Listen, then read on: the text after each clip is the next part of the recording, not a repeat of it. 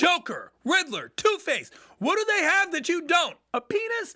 A crew. A villain goes at it alone, but a supervillain needs henchmen. So how does one recruit goons? Through a henchman agency or from popular villain hangouts? You can't let rejection stop you. Think about the big boys. Darkseid, Luther, Maxie. Are we quitters? No! Neither are you. Das Vidania, sucker. We are talking DC's Harley Quinn Season 1, Episode 3, So You Need a Crew. The AfterBuzz After Show starts right now. I'm Maria Menounos, and you're tuned in to AfterBuzz TV, the ESPN of TV talk. Now, let the buzz begin.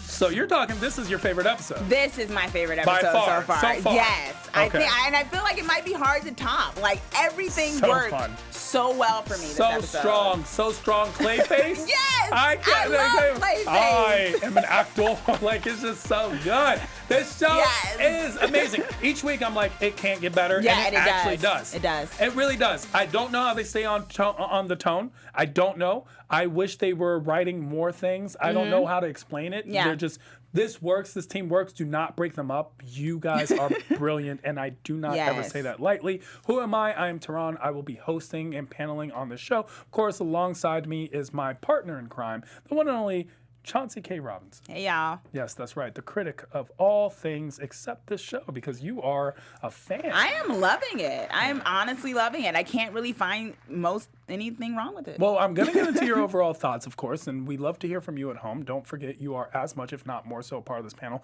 as each and every one of us. We appreciate all the comments below. Overwhelmingly positive. We love that. Make sure to like, subscribe, share, spread the word. We're going to break this episode, DC's Harley Quinn Season 1, Episode 3, So You Need a Crew, in this way. Underworld Talent, Inc., that whole Maxie, Zeus, Max, all your supervillain dreams come true. Poison Ivy and the Glass Ceiling of Female Supervillains. Queen of Fables, the book. That was voiced by Wanda Sykes. Yes. That was great. Harley Recruits, Dr. Psycho, Clayface, and of course, the Henchman. Yeah. We're going to play on all that stuff. Talk a little bit about Tawny. We have a special segment, How Harley Are You? And some news and gossip you're going to want to stay tuned for. Let's get into that concept of your overall thoughts. Chauncey K. Robbins. Absolutely loved it. This was like my favorite episode so far. And I think it was because they were able to reference so much of the DC universe in such a way that everything made sense for the plot line, though. It was like it made sense for the plot line, and everyone was introduced in such a way that it completely worked. And they had, what I love about the show is social commentary. Yes. I love the social commentary. The C word. Well, the C word. We saw the C word. We saw the sexual harassment element. We saw how tough it is to be a woman. Mm-hmm. And it, to the point where it's almost as if I am, I don't want to say I wish I wasn't hosting the show and letting it be an all-female panel of something. I would love to still be involved, but I could see how that is a form of something. Yeah. Just it's so brilliant in how it makes you realize things. And that's what the best comedy does. And good comedy makes you laugh. Great comedy makes you think. Yes. And this is a perfect example of that. Yeah, I think that's really, like, that's very succinct in terms of the way it was. And I felt like it wasn't too preachy in that regard, too. Like, it makes you think. It hit it on the right, beats when it came to the comedy. All but at the of them. same time, it wasn't like, I'm sitting here being preached to or a lesson or whatnot. Ever. You never feel that way. You never and even felt with that the way. C word, of all the bad words they say, they don't say it. They're like, you. And they even say that. They was like, oh, he should have called her a B. Yeah, you should have called B word. Much easier to digest. Oh, my God. That would have been Somehow fine. you can't say the C word. word. As if it's different. And even though it's funny because in Australia they say it all the time. Yeah. And you don't say the B word. And here in America we say the word bitch like it's nothing. Yeah. So it's one of those things where you get and even when she goes into the Underworld Talent and they're just like going through and they're like casting and they're like, oh yeah, how's everything with Joker? Oh, we broke up. Oh, that's real? You guys didn't get back together? Sorry, they're booked. Yeah, like, you don't have the you don't got the oh. social proof for this anymore. And something you said, I think either last time or the time before, you made a mention to whoever is cultivating this, writing this, also has an intense knowledge of how Hollywood works. Yes. A lot of Hollywood jokes. Yes, totally. Like the whole thing about, he's like... UTI. Yeah, UTI. It's like UTA. Yeah, is exactly. Just to play on just so much of the idea of what happens with even villains need PR. And I love the fact that they inserted the whole thing of the media within that and how that works when it comes to Hollywood, when it comes to also the DC universe, I guess, when they kind of incorporate things of the villains being kind of like superstars and influencers, which we saw with Zeus. Exactly. Motivational speaker. Yeah, that motivational speaker, that Tony Robbins feels with what his, he's like, doing. you know, Max all dick your hanging. super villain dreams come true. I will max all your super. Oh my gosh. So fun. Underworld Talent Inc. Yeah. I really enjoyed that conversation they had with Harley. Yeah, I thought it was a good reference. I mean, just in terms of like, who would they go to? How do you get a crew? You know, like, oh, you get matched and whatnot. Yeah. You get that. You go to this agency. It's a villain henchman agency, and they're going through the specs. It's just like a talent agency. Yeah. They're talent, but it's also like a headhunter. They're headhunters, but they're acting like agents. They're dressed like agents. They have all the agent lingo. Very fun. Yeah. Going through like, oh, what about this guy? What about this guy? And then, oh, sorry. And the two guys are very Hollywood types, right? It's Yes. like, oh, this is great. So much going on with him. And it's just like, wow, like, have I not come across people like this? Like in this, in that whole industry kind of vibe. And here it is going with the villainy of it. Yeah, So. it is. It's so good. I like the UTI element, but then Maxie comes in and makes it even more fun. Just when you thought, oh, okay, that was it. No, there's more. He was But wait, totally there's Tony more. Robbins. Maxie comes in, and Maxie has the setup, and he's Yeah. giving this huge lecture on how to be a supervillain. And what do they have? A penis? A crew. I love when Poison Ivy is watching it, and she's like, look, and Harley Quinn is like, look, he says he sleeps on a bed of gold, and Ivy is just like, I don't think with all the coke he takes that he sleeps at all. Yeah, just little nods because of his energy, his demeanor. I mean, there's such great lines. The dialogue is freaking amazing. It is. And even how it plays. Max the Zeus, Max Zeus comes in and he's just that guy. Yeah. And then we see, more importantly later, he's that guy. He's that guy. Yeah. With I love how they kept pixelating his private parts and then like all the private parts because he has his, Penis just out in all the statues. On everything. Yeah. And he makes that move on Harley. Yes. But it's like, oh, well, you couldn't get any henchmen. If you want some henchmen, you know what you need to do. Yeah. And I love how she keeps referring to it. Other people refer to it that his dick is creepy. Creepy. Like how's a dick creepy? Trust me, something tells me his penis is creepy. He is a creepy penis. He definitely seems like he would have a creepy penis. And then, of course, something that was the nod is Poison Ivy actually kind of likes Kite Man. Yeah, that was I was like, whoa. Did he ask about me? Did he ask? I was like, wow, she really okay. This guy was a complete dork, but okay, like maybe there's something endearing about him. There was something cute about the way he was, But Poison Ivy gives Harley a dose of reality with that glass ceiling conversation. Yeah, which I really appreciate. One, I love the fact that it was a black woman that was trying to break Queen Fable. The Queen Fable was trying to break the glass ceiling of villainy, and I just love the fact that they had this reference of of how she tried to do that with the characters. And whatnot, and how it didn't work. But with the how, fables. Yeah. And I love how I said, so long ago, the 1980s. It's so long ago. Well, we've seen that because Harley's like, even last episode, I think the bar mitzvah, one of the kids like, how old are you? You're so old. You're 30? What are you, 30? Yeah, like it's like. And so Poison Ivy brings this up. There's a glass ceiling. When you're a woman, you can only get so far. And once again, I've always appreciated the social commentary of the show. Yeah. And these are one of the tidbits. And this is how we see it. We also see it when Dr. Psycho is sitting there next to Giganta. Yeah. And won't let her speak. And then he uses the C word again. Yeah. It's funny. Yeah, no, But and it's just brilliant. and the fact that she leaves him on air, it's like you control my mind to make me think I fell in love with you, and I didn't.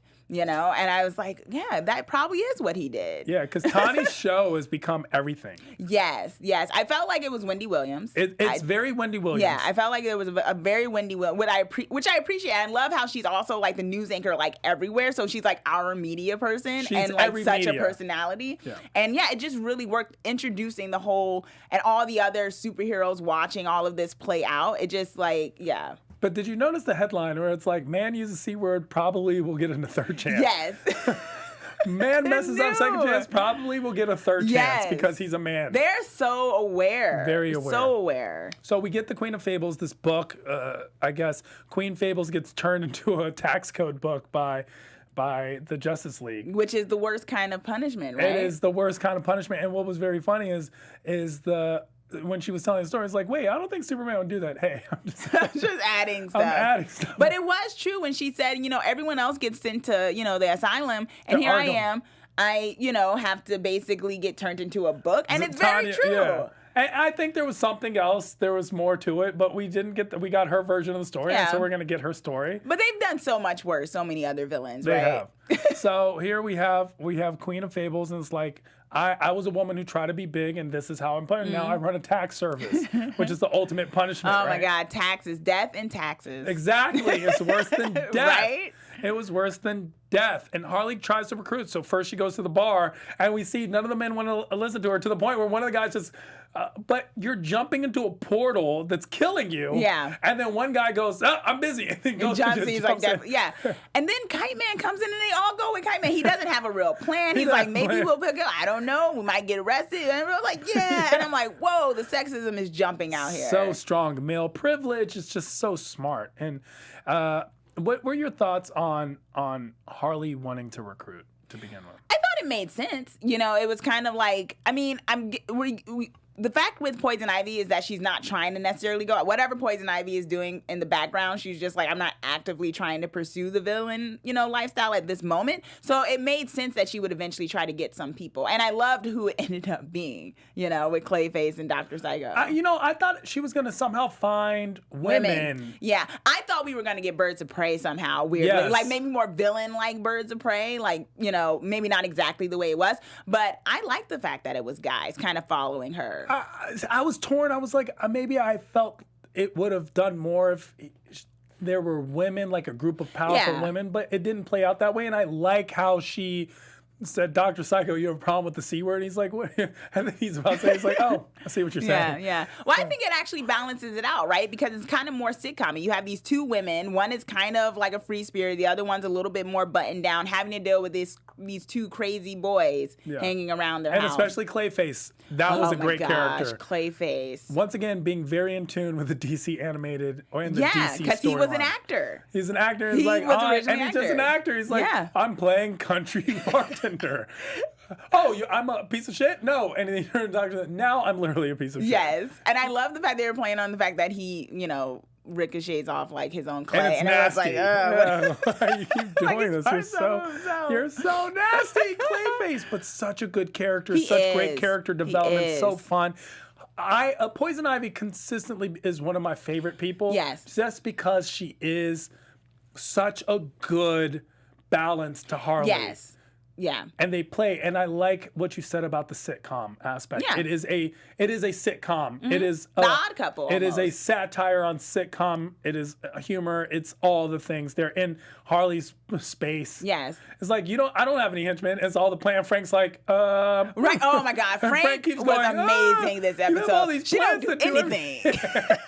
You get the plants to do everything for you. What do you think we do? We're like, and it's true. Alone-ish. The plants like bring the cookies and just doing every little thing. I love it. Oh my gosh, it was such a good episode. It really was. I thought it was smart.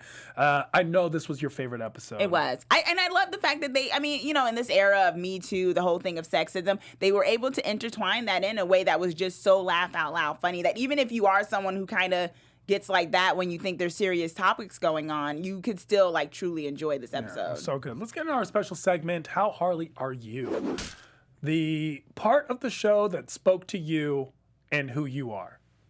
I felt like maybe the idea of Queen Fable not getting the shares, the treatment equal to aiming high and still having to deal with that glass ceiling. Yes. I get that. Well, since I didn't get as much Joker as I'd like in this episode, no. I did, however, have to relate to when Ivy's like, I do everything alone and has all this help.